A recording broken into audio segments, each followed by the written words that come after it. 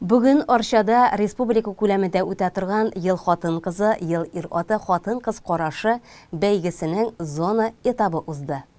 Быел бу бәйгедә мәдәният һәм рухият номинациясендә районыбызның Кече Шуңар авылы мәдәният йорты сәнгать җитәкчесе бик күп конкурс бәйгеләрдә катнашып, зур җиңүләр яулаган, Республика мәдәният министрлыгының һәм Саба муниципаль районының мактау грамотлары, рәхмәт хатлары, дипломнарына лаек булган Татарстан Республикасының атказанган мәдәният хезмәткәре Гөлсем Рабгытдинова, ир-ат игелекле йөрәк номинациясендә районыбызның данлыклы спортчысы, хоккей буенча тренер, рәссам, балта остасы һәм имам-хатыйп, спорт мәктәбенең иң яхшы тренеры, республика бәйгесе җиңүчесе, Татарстан Республикасының физик культура һәм спорт отличнигы дигән күкрәк билгесе, Татарстан Республикасында физик культура һәм спортны үстерүгә керткән хезмәте өчен мактау билгесенә ия Илнур Галимҗановлар катнашты. Шулай ук тагын «Минем һөнәрем, минем язмышым» номинациясендә Сирина Идрисова бәйге тотты. Ул Югары Шытсу авылында туып үсә, бүгенге көндә Югары Утар авылындагы балалар интернат йортында тәрбияче булып эшли. Гаиләсе белән Байлар Сабасында гомер итә.